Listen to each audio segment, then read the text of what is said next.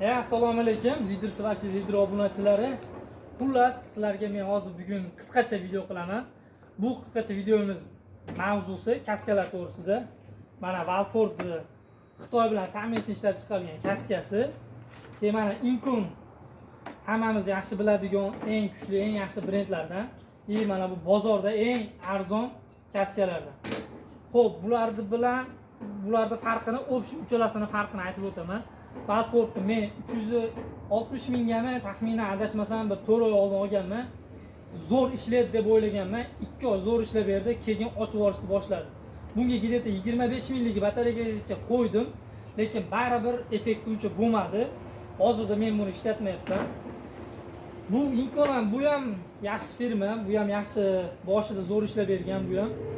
Buni ham olinganiga adashmasam gideta 400 mingga yaqin pulga olingan. Bu ham shu 4 oylar bo'ldi. 4 oy yo 4 oydan oshdimi?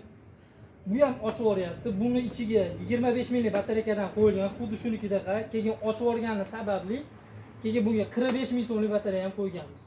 Lekin 45 ming so'mlik batareya qo'ysak ham hech qanaqa effekt bermadi, baribir ochib yuboryapti. Hozirda mana bu kaskamiz juda ham eng arzon, adashmasam bozorda 100 ming, 150 ming tursa kerak. Lekin bu kaskamiz juda ham zo'r ishlayapti, effekti yaxshi.